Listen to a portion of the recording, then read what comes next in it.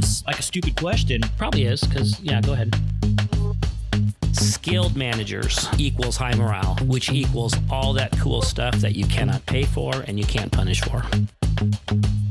When you close off that feedback channel, you are not going to be able to hear the truth.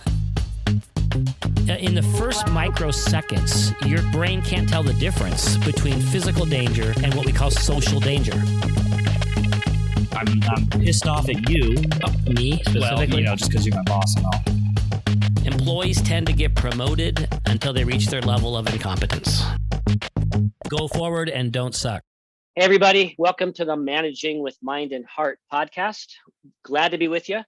This is Mike Nash, and we are sans Ethan this afternoon. Ethan is off doing some really important stuff, whatever that might be, and I'm taking the helm today.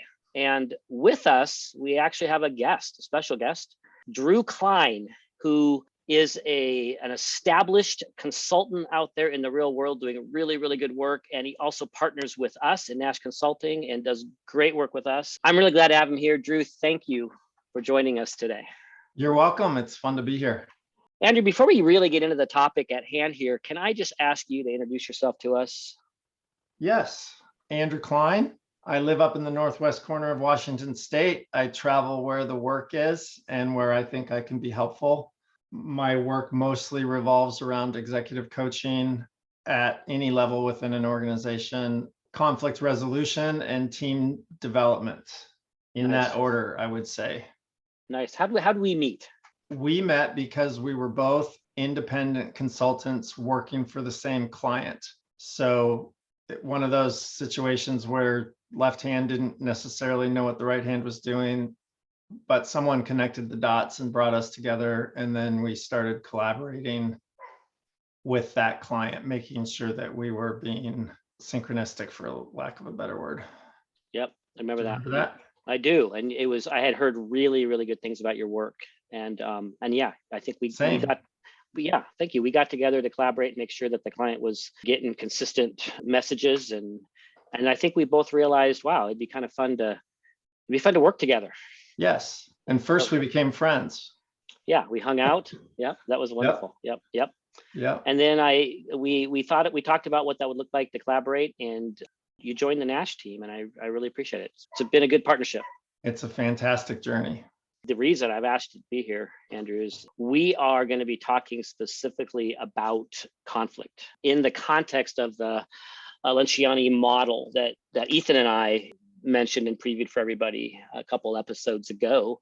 And you use this model as we do. You have had a lot of success in helping executive teams and other teams become healthier and more successful, and by working through this model. And you've got some really great insights into the area of conflict. So that's why you're here. And thank you for joining us. Looking forward to hearing your insights. I want to just briefly review for our podcast listeners where we're at and what we're talking about here. We are talking about basically 5 different levels of organizational health, or the health of an executive team, that we as consultants really like to help walk people through. And they build upon each other, right? Each level is, to some degree, is sort of a prerequisite for success in the level above that. We start with the area of trust, and it's really about psychological safety. It's really about helping a team that, and by the way, when we talk about teams, and tell me, Andrew, if this resonates with you, right? We're talking about the kinds of teams that do stuff together in terms of decision making, right? That work together to solve problems, to create, to innovate, to run an organization, as opposed to just a group of people who work together in the same building but get together for meetings. Correct. So the first, I don't want to call it requirement, but for a team like that to succeed, you want to build psychological safety. And we're talking about, I guess, in a nutshell, we're talking about the freedom to show up and be authentic and disagree and say, I was wrong, right? Without fear. The freedom to bring your real self to the table without fear of being punished or embarrassed or rejected. Is that fair? That's correct. Yeah.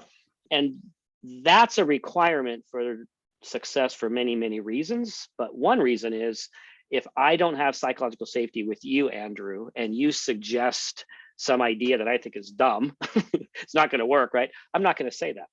I might just nod and smile because I don't have the psychological safety to disagree with you or to debate you or anything. So we're not going to move into the next level, which has to do with conflict.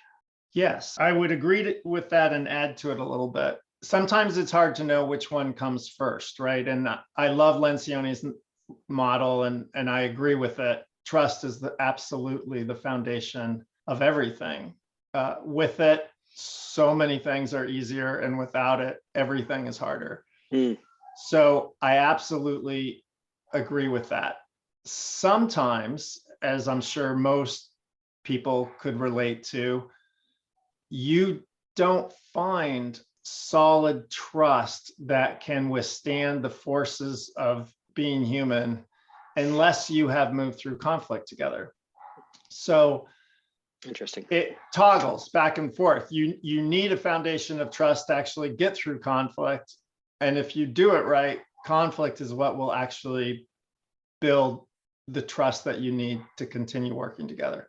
Okay, so it's a positive. Is that making sense? Yeah, it's a positive loop cycle here. It's a positive feedback loop cycle. Absolutely. Yeah, that's really good. And the reason for that is because everything happens in relationship. Absolutely everything happens in relationship. The good, the bad, the ugly, the spaces in between. It really is about relationship. Yeah, I love that. That's so true. Hey, so for our listeners, a couple of podcasts ago, we asked you to picture a pyramid, 5 different levels. We're building one on top of another. The bottom level is trust. To some degree, the success of achieving and becoming healthy and really functional on each level is dependent on success in the level below that. Although, as Andrew, you just beautifully stated, there's a bit of a feedback loop between the different levels as well. But trust, in a nutshell, is psychological safety. We spent a fair amount of time on that a couple of podcasts ago. This next level up is conflict. And in a nutshell, I look at it as the ability to show up and disagree and debate and state your truth around ideas and concepts, etc. How would you, in a nutshell, sort of define that second level called conflict? Yeah, that's a great question. And the kernel of the whole concept of conflict or successful resolution of conflict or working of conflict is the ability to listen deeply, to understand, to have all the factors that create the environment that you're in out on the table, and to be able to collaborate and make decisions, all while, going back to what I just said, staying in relationship. Can you and I make a decision, even though we have diametrically opposed points of view? Can we build our relationship, stay in relationship, and make a decision that benefits us, our organization, our team, our partners, whatever it is we're talking about? Can we make forward movement? So let me devil's advocate that a little bit, and maybe that's not the right word for this, but yeah. Why is that called conflict? Because I could take what you just said and I could call that decision making, right? We have great trust, next level up, we do really good decision making. Why are we calling it conflict? We're calling it conflict because oftentimes two people, two individuals want different things. It's not finding common ground or compromising. It's moving through a situation where two people want two things that are diametrically opposed to each other. That's conflict. I want this, you want that. We're in relationship and either want to be or need to be in relationship with each other. How do we both get what we want and stay in relationship? Or how do we not both get what we want and stay in relationship and make a decision and move forward? Okay, that's really well put. Collaboration is often imperative and usually challenging, right? And the more you need it, the more difficult it is to do. And that's what true conflict truly is about. When both parties are deeply invested in an outcome, and those outcomes, there's no Venn diagram between those outcomes. How do you resolve that? That's conflict. That's really good. So you're saying that if the team I'm on is not able to do that kind of conflict, we're not going to focus on the right stuff because there is not going to be the capacity or the ability for people to be in an uncomfortable space, right, and know that they're still okay, and that they're going to be okay, and that they're going to be treated fairly and justly and with respect. So they could bring their true self forward, including the fact that I disagree with you or I see it differently. I can say that to you because there's the trust, there's the psychological safety to do that. Absolutely. And then because of that safety, we can engage in this healthy conflict and we can get to something better than we would have gotten to otherwise if we had just nodded and smiled. Absolutely. Okay. David White, who I know you know, he's a poet and a consultant like us. And he says something in one of his first books that I've always held on to as a guiding light ever since I was a young consultant. And that is, the core act of leadership is making conversations real. The core act of leadership is making conversations real. Nice. You get to decide what a real conversation is. But if there are certain conversations that are out of bounds because they're too tough or they're too uncomfortable or they're too contentious or they're too this or too that, then by definition, you can't have the real conversation. Right. Because you can't go there. Right. For whatever reason. And then what are the results for an executive team? I keep saying executive team, but for any kind of team that works together to make decisions, right? What's the results for a team that does not lean into these conflict situations? They get stuck. And in the best of worlds, they're mediocre. And in the worst of worlds, they actually do damage. Yeah, that's really true. I tell you what, and you've been here too, Andrew, I've worked with plenty of teams, first coming in, sitting down, doing some work with these folks, and you can just see that there's so much going on underneath the surface for people, and they're just not saying it.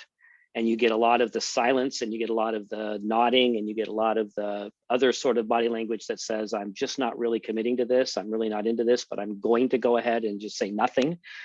And then you have this sort of rush to decision making. Oh, sounds like we're going to go here. And the decisions are made, quote, decisions are made, right? And then what happens later? People aren't really committed to it. People don't support it. People even sabotage it, right? Because there actually wasn't the ability to sit down and air our differences. That's right. And what I think is happening there is it goes all the way back to what you first started with, which is psychological safety. Mm-hmm. If people have to put their energy into protecting themselves, then that energy can't go into other places. So if I can't tell you what I really think or how I really feel or what I really want, or the data that I'm paying attention to, because I think my sense of self is going to be compromised if I do that, well, then that's where my energy goes. And then the energy doesn't go into team development, creativity, decision-making, creativity, God forbid, having fun together, enjoying each other. Yep. It can't go into any of those other places. Seeing each other for who you really are and celebrating who you really are. There's no energy for any of that. Yeah. Wow. I love that. You're talking about a limited amount of energy that any one person has. That's and if right. all that energy is going to my activated amygdala and my fight and flight and my sympathetic nervous system kicking in and protecting myself, there's not gonna be anything left over for all the cool stuff you just mentioned. That's right. Hey, before we dig more into conflict, Andrew, I want to remind our listeners what the 5 levels of the pyramid are, kind of how they relate to one another. So trust is the bottom level, psychological safety, et cetera, right? Moves us up to what we've just been talking about, the ability to quote conflict, disagree. The next level up is commitment. And let me describe that one and maybe give the next one to you, Andrew, but we can't really commit. I can't commit to something if I don't feel like my voice was part of the discussion. If I was too afraid, for example, to disagree, and now it's time to make some sort of a commitment, I can't really commit. Now, I might nod my head, I might say nothing. So the implication will be for whoever's facilitating this meeting that I'm on board, but I didn't actually commit internally. So it's really hard to get to commitment without the ability to disagree and conflict. Is that paraphrased well?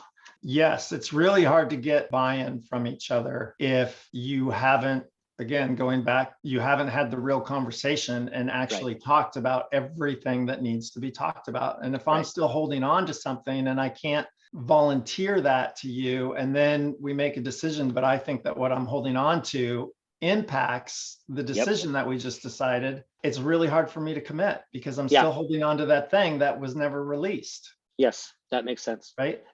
You can't actually really deeply commit, but it's possible you may pretend to commit. Sure. If I think that by pretending to commit, I keep myself safe, right, or I avoid a hard conversation that I think is dangerous or compromising, then I might do that in my own self-preservation.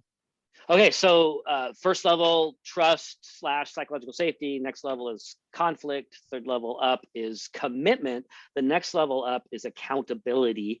And I think the idea here is it's really hard to hold people accountable on the team for commitments if they weren't real commitments, right? If people didn't actually feel committed to that because they weren't able to disagree because they didn't have enough safety, psychological safety, right?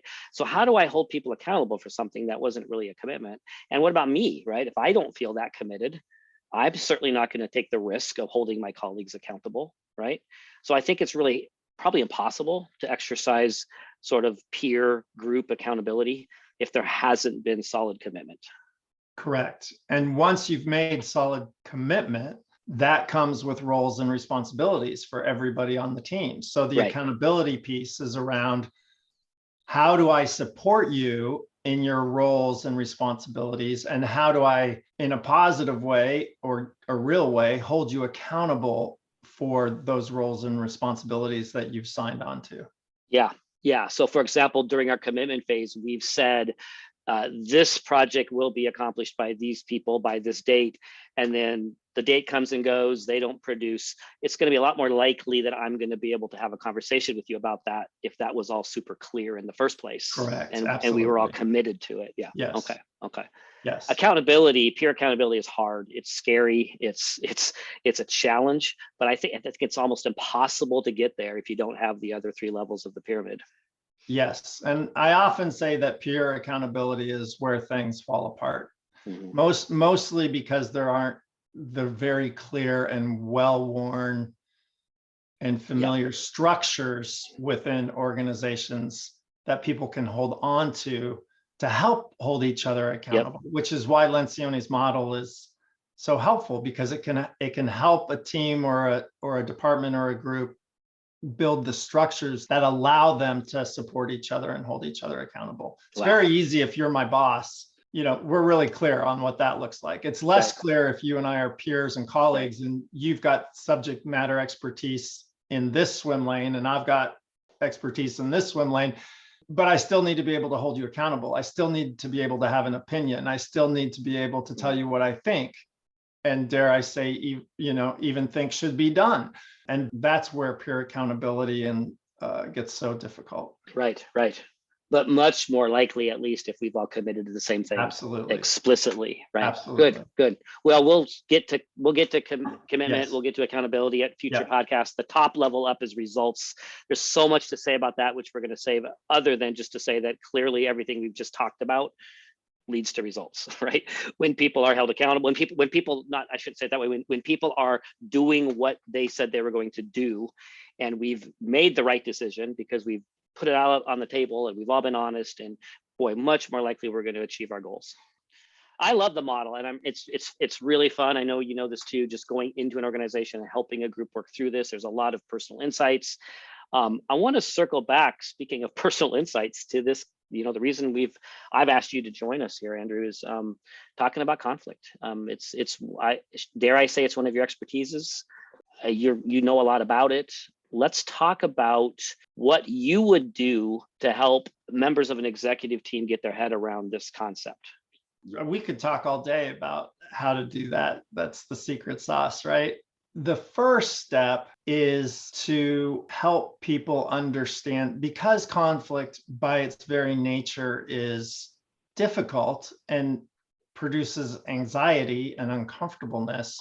Usually what comes along with that are judgments around the concept of conflict itself. It's good, it's bad, it's this, it's destructive, it's wrong, it's dangerous, it's scary, it's unproductive. We could go on and on. So the first thing to do is to help people recognize conflict is a natural part of the human condition. It comes along with being a social species. We're never going to get away from it. So let's lay down all our preconceived ideas around conflict and recognize that whether we want it or don't want it, it is part and parcel of our existence. So let's embrace it. That's both deep, and it just seems so counterintuitive if you've come from a past that conflict was to be avoided at all costs because it meant you were in trouble or someone hated you, or I mean, all the stories we wrap around conflict, right? You're saying Right. Conflict is something to embrace and celebrate and welcome as opposed to avoid. Yeah, now you've really thrown us into the deep end of the pool because what you're talking about are all the stories and all the messages and all the experiences and the interpretations of the experiences around conflict that we've had as children. And that's what we carry with us into our adulthood and into our executive teams and our volunteer groups and everything else, right? And those messages run the gamut from don't let anybody push you around to turn the other cheek to, you know, you name it. These messages are strong and powerful. Can we explore that a little bit further? Where did those messages come from? What kind of childhood experiences would lead to what kinds of beliefs and stories, you know, that we tell ourselves? This is basically called transference, right? The idea that I have situations from my past and I'm applying it to my present. That's mostly how we learn as human beings. We learn by example, and we learn through experience and the interpretation of those experiences. So if the examples that we were given when we were little were things like, don't let anybody push you around, we're going to incorporate that into our life modus operandi, right? We're gonna have been told as kids, don't let anybody push you around. You get rewarded if you don't let anybody push you around. You might get punished if you do let somebody push you around. So you are going to grow up thinking that the way to resolve conflict and have a strong sense of self and be whole is to fight back. And that might be a great tool for resolving conflict in certain situations. Probably not the only tool. And if it is the only tool, it's probably going to lead to some pretty serious dysfunction in your life, right? So it's all about unpacking what messages was I given as a child, or how did I interpret those messages, right? It's not necessarily the fault of our caregivers or our family of origin or our parents. I mean, they did the best they could with the resources they had.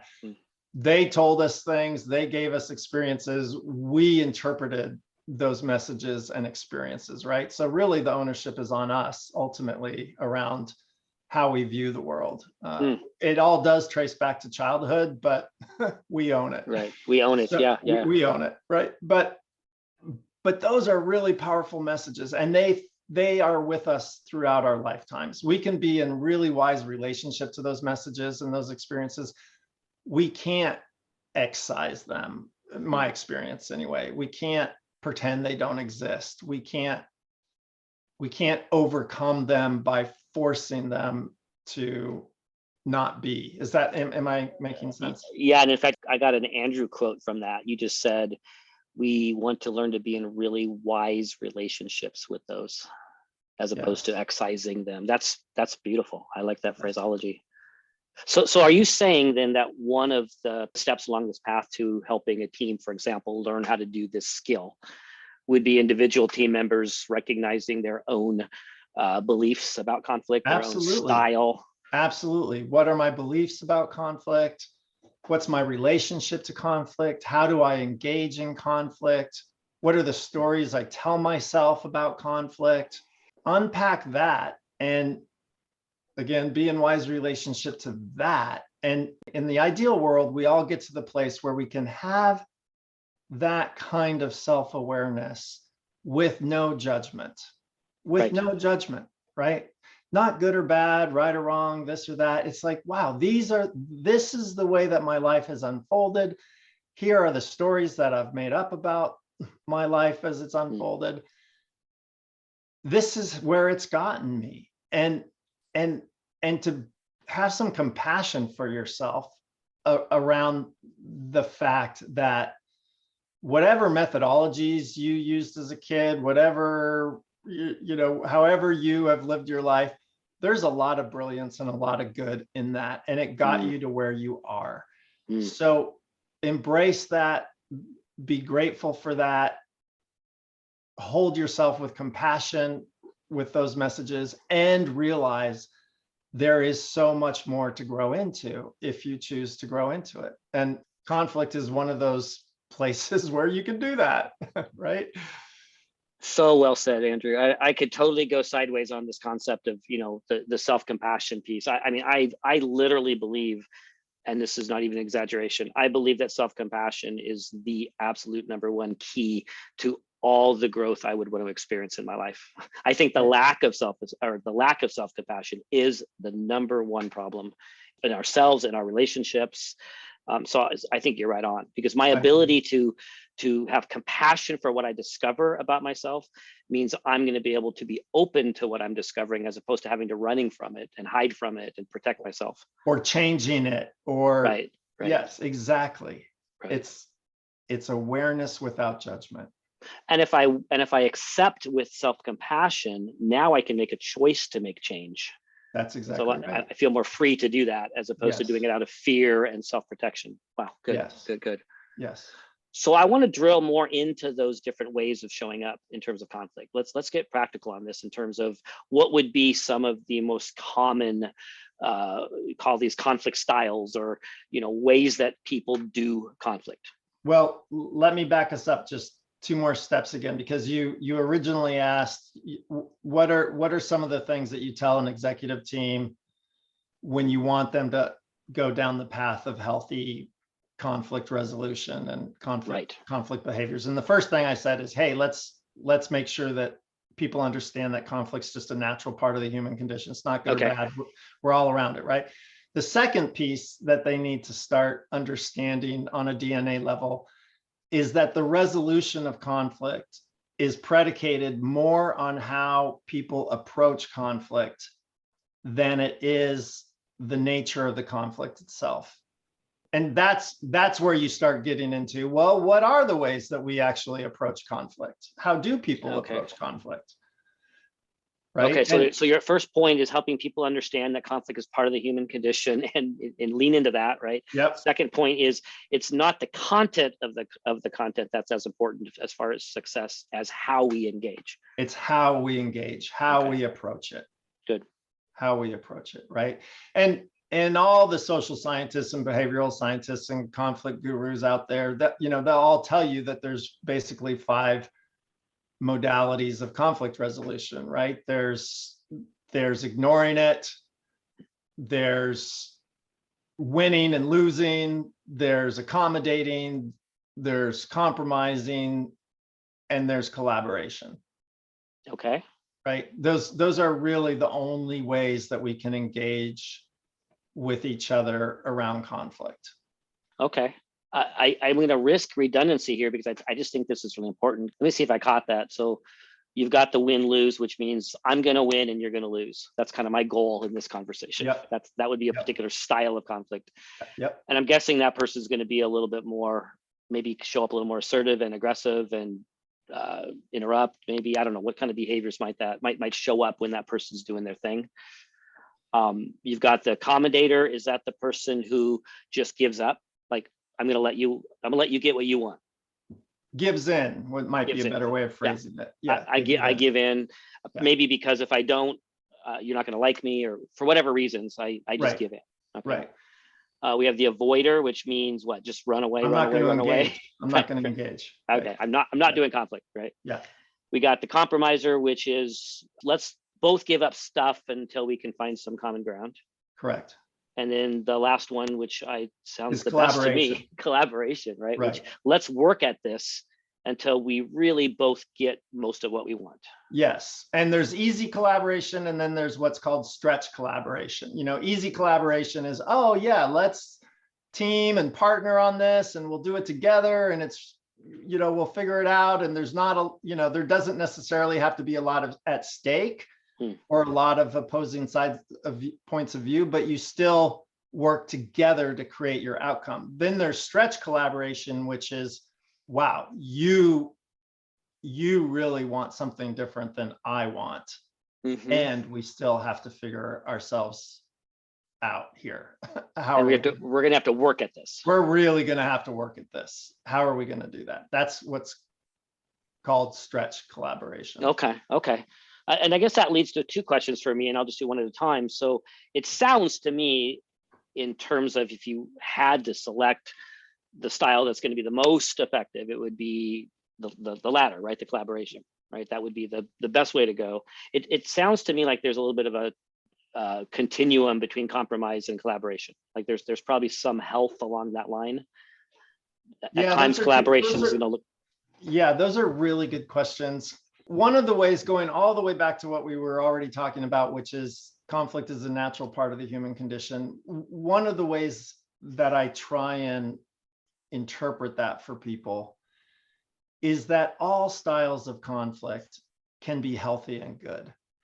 And the skill in conflict resolution is really figuring out what style do I want to use with what situation and in what relationship. And that's where the wisdom and the magic and the maturity and the emotional intelligence comes in. So there can be times when avoiding conflict is the right modality. In that context, in that situation. Yes. In this situation, with this person, with these variables, avoiding conflict is really the way to go. Right. And that's that's what I'm going to do. And that's the wisest, most emotionally intelligent option for me. And any other option would probably not be a good idea. So there are times when avoiding conflict is great. There are times when accommodating is really probably the best option. There are times when compromising is really probably, should we be collaborating often? Yes, absolutely. Should it probably be the thing that we're doing most often than not? Yes, probably. Should we be collaborating about everything with everyone on every issue? Probably not. So the way you describe that is you're talking about the difference between intentionally choosing the style that's the best for the moment, as opposed to I'm not self-aware and I'm locked into my conflict style, and that's really the only style I have. So I bring it to every situation. So you're looking at the emotional IQ, the reading the room, the situational awareness enough to say, here's a situation where I'm just going to accommodate. That just makes sense, right? Right. And now we're getting into that, the whole pop psychology of, again, human behavior and human existence. We all have personalities, egos, again, not good or bad, right or wrong. They just are. It's part of being human. Right. We all have preferences for the way that we show up and the way that we want to be seen as showing up. We all have things that motivate us. So those things are going to influence the styles of conflict that we are most comfortable with or most want to engage in. For some, it's going to be accommodating, right? I want to be seen as a good, kind person. I want to be seen as flexible. I want to be seen as helpful. Part of that is by giving you what you want and not paying over attention on what I want. So I'm going to accommodate, right? So that might be the style that person feels most comfortable with. Right. And sometimes accommodating is actually the really great style that they should be using. Right. There would be other times when that person, if they had the wherewithal, could say, wow, my knee-jerk reaction is to give in or to accommodate. Probably not the best thing for the organization or the team or my relationship with this person or the outcome we're trying to achieve. So I'm actually not going to accommodate. I'm going to fight for what I think is the best answer, or I'm going to collaborate, or I'm going to compromise, or what have you, right? I love that. And you're really getting at this. If I have enough self-compassion, I'm more likely to develop some self-awareness.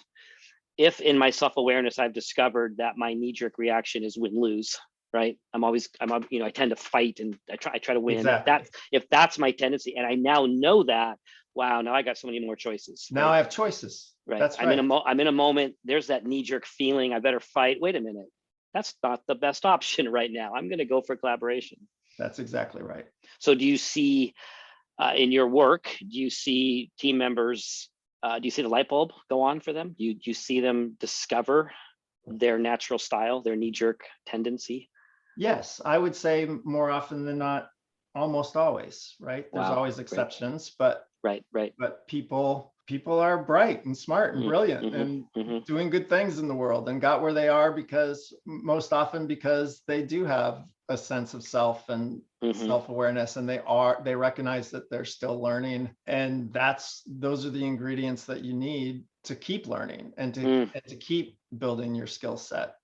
Well, one of the reasons, Andrew, I think you're successful in helping people get to that self-awareness is I watched you train on this, as you know, recently, and you have a vibe about you when you talk about conflict that is so compassionate, and it's all the principles you've just been saying. You really do help your client understand that they now have permission to give themselves self-compassion, because you're offering so much compassion in the way you describe the styles. And the experience I had with you was I didn't feel judged. I didn't feel shamed.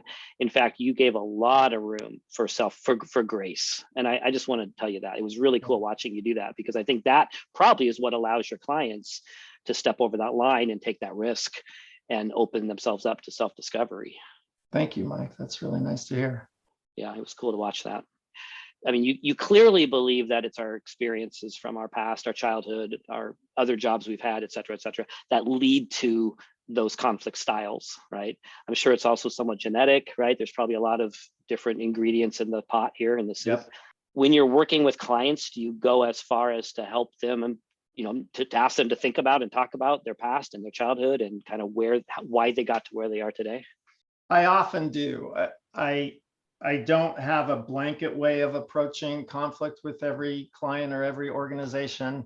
If I think it's going to be helpful for that particular flavor of team or group or individuals, then I will early in the process get them to explore the messages that they got and or interpreted growing up around issues of conflict, because I think it's helpful.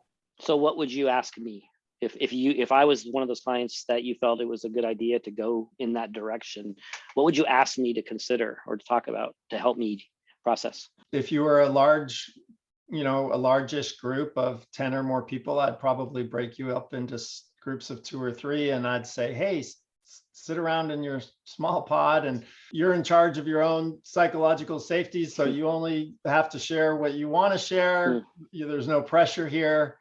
Think out loud with your colleagues. Think out loud and share with them some stories around your childhood and the messages that you received from your primary family of origin around what it meant to resolve conflict, or what it meant to be part of a team, or what it meant to be part of a family. What were the roles and the responsibilities that were given to you, and how were you rewarded for showing up that way, and how were you not rewarded for not showing up that way? Explore those ideas and concepts a little bit, and then ask yourself, what about all of that do I carry into my present day? What about all of that do I bring with me to work? What about all of that do I interface with my spouse or my children or my closest friends? Because my belief is it does show up. Wow. So can I paraphrase that? Because I think that's brilliant. So in a nutshell, you're asking me how conflict felt as I was growing up, how I did conflict, how I saw conflict happen around me. What was my role? How did I deal with conflict? Basically, you're asking me how did I interpret it? What did it mean? Yes. Did it mean I was unsafe? Did it mean I was a bully? Did it mean I was less than you? All those things, right? Exactly. And then the question is, which of those stories am I carrying with me today? Right. How do they influence the way that you show up today with the people that are on your molecule, right? Your family of origin, your friends, your colleagues, your boss, the people that you directly supervise, your stakeholders. How does all of that show up with them? And how do you know? how do you know, right? That's the third, or, the next question. How do you know? How do you know what? How do you know that it's showing up? How do you know? How do you know that all that stuff from your childhood is, whether you realize it in every, single moment of your day or not, how do you know that stuff is or isn't showing up in your daily world now? These are great conversations to have with other human beings. I mean, it's really nice to cogitate about these things. It's really nice to meditate about these things, journal about these things, read about these things. Where my experience has been that where the learning truly comes in is, again, in relationship to others. I tell you my story, you tell me your story. I start to see my story a little bit differently because of the way you're telling your story. Like, it's generative, right? The shared common experience of being human is where people really start to learn. Oh, yeah. I've seen it. And you're so spot on. It's in the context of those relationships and those conversations that the light bulb goes on. And I think that in those conversations, aren't we also just building psychological safety right there? Absolutely. You're actually starting to see your colleague as more complex than the person who just needs to give you that report every Friday by 5, right? Yep. You're starting to see, wow, they have amazing stories that you could never have dreamed of in a million years. And aren't they brilliant for being here now, right? And, yes. that allows for that compassion and that grace and that empathy that will help you move through conflict when they don't give you that report by 5 o'clock on Friday, right? You'll be able to move through that easier because you're seeing them as more than one dimensional. That is profound. Andrew, I had this experience probably about 2 years ago, and I was doing work with a client group. I had interviewed several people, but one person in particular had nothing good to say about this particular colleague. And he was just annoyed all the time at this colleague. Turns out these two are in a small group together, and they did some sharing very much like what you've just described. And this fellow came to me later who I had interviewed, and he said, in the last half hour, everything I thought has changed about this other person. And he said, I don't think I'm going to be annoyed at nearly the number of things I've been annoyed at before because I now know his history. And he just explicitly told me how it impacted him. It changed his whole picture of who that other person was. See, and that's exactly what we're talking about, because that person that he's talking about didn't change at all. Everything that changed was within the viewer. Yep. That's the whole point. Instantly, there's now empathy and grace and this sense of shared humanity, and absolutely. Yeah, and seeing things more holistically. And your example of that person's view of them before is a really great red flag or alarm bell. There's actually a term for that. It's called flooding. Once we start seeing people one-dimensionally, they can't do anything right. They can never deliver. They're always this. That's your invitation to pull up, because that's all about you and very little about them at that point. Yep. And those kinds of views of people create these self-fulfilling prophecies, right? Absolutely. If I think you or Andrew are always going to do these things that are super annoying, I believe that about you, I'm going to actually be eliciting those very behaviors out of you. That's because exactly I'm right. expecting That's right. And you'll be interpreting behaviors in such a way that confirm your bias. Right. We are complicated beings, aren't we? Yes, we are. So you are helping participants with this sense of self-compassion, leading to this personal insight through several different methods, including this sharing, this human-to-human connection.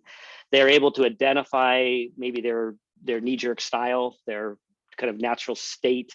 And then how do you help them try on a different style? How do you help them, for example, learn collaboration? Well, the best way is to actually have them do it. I mean, if you're working with a team that's actually a team, you can actually take real world situations that they are being faced with, or real conflict that they are currently engaged in, and say, so let's do this. Let's do this conflict, right? Let's figure it out. where have you been in the past? Where are you now? How do we move into the future? And you just actually have them work real life situations, recognizing that all these styles in one way, shape, or form could come into play at some part along the journey. And and as long as you keep working it and you keep your your skin in the game on it, you will come out on the other end eventually. Nice. I'm assuming that in that process you offer some tools. I mean, I'm thinking of simple things like, asking people to say, hey, tell me more, or, what else? Like there's some basic sort of adaptive skills that we might want to introduce to help people navigate these situations, right? Yes, lots of tools. The most important one you just mentioned without even trying to, which is learn how to listen. Learn how to listen to understand. Yes. Learn how to listen to understand. That is the number one adaptive skill that will set you on a successful path. So if you're rank ordering adaptive skills in terms of doing effective conflict, you're going to put listening right there on top. Number one. Yeah. The kind of listening where you feel cared about, you feel heard, the kind of listening that says, I am going to do everything I can to understand you, as opposed to make sure you understand me. Yes. Yeah. I mean, that's simplifying it, but yes. I mean, not what you said. That's not what's simplifying, but the listening to understand is simplifying it. There's all sorts of other things that go along with that skill that are really important. In a nutshell, that's the number one skill, listening to understand. I mean, I know that's not a rocket science concept to say that that's the number one skill, but I think it is really worth emphasizing here. We're talking about learning how to successfully and in a healthy way engage in disagreement with others. I don't know that people would intuitively come up with listening as the first and most important skill, but it absolutely is. Well, what happens to you? I'm going to just kind of play with this a little bit. What happens to you, Andrew, internally when you feel when you experience me really listening to you? You just see that I'm attending and I'm listening and I'm interested.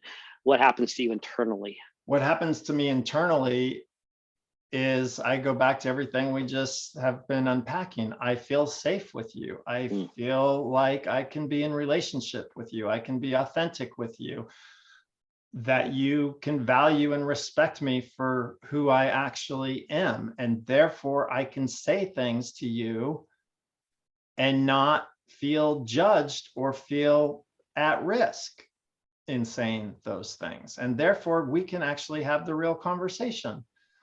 All that stuff starts to happen if I get the sense that you see and hear me. Wow, that's well said. It's almost like listening is the macro skill that applies to every one of the levels of the pyramid, right? It builds psychological safety.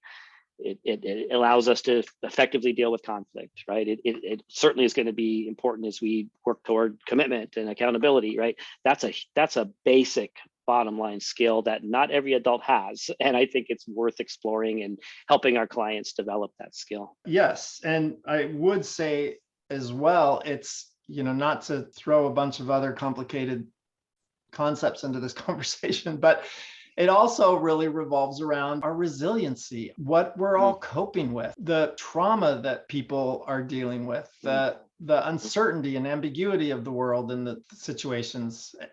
All these other things come into play with people's ability to show up at their best. And when they're really maxed out because of all these external and internal things that are going on in their lives, it's really hard to show up at your best, right? So, I mean, that also plays into conflict. Like it's not like we're doing this in a sterile laboratory. We're doing this in real life. Right. And there's a lot of stressors. And when I have a lot of stressors on me, I don't always show up the way that I know I should or ideally would want to. I just show up with the capacity that I have. And with whatever little energy you have left. That's right. And that in and of itself could generate some conflict, right? Yeah, and it occurs to me that the safety valve for all that, and it's not as simple as this, of course, but it keeps for me coming back to psychological safety in the sense that whatever those stressors are, whatever else is going on in my life, whatever else we're dealing with as an organization or as a world for that matter, right? Can I talk about that? Can I bring that? right, Mhm. to the situation? Can that be out in the open as opposed to something I have to guard carefully and hide? Yeah. So I really appreciate this. I think we're gonna wrap up here, Andrew. Is there any other thoughts on, I mean, there's way more, right? You can spend days on this with clients, right? But any other thoughts, concepts, anything you want to say about the second level of the pyramid called conflict? I guess I would just wrap up by saying, if you are willing to be influenced, and if you're willing to take things seriously and hold on to them lightly, chances are you're going to be really successful with resolving conflict in your life. That was supposed to be a wrap-up statement, but I can't let it go. Again, you said, take it seriously and hold it lightly. Yes, it's the magic, I think, of conflict resolution. Wow, that's great. That's a really great way to land this plane here, Andrew. I appreciate that. I thank you again for the time, and I want to remind our listeners that Andrew and the others on our team, myself, Ethan, etc., we would love to come out and work with your organization, with your work group, with your executive team. Check us out, www.nashconsulting.com. Andrew, thank you for being with us. It's been a lot of fun. That means you're going to do it again, right? Sure, I'll do it again. All right. Thanks for listening, everybody.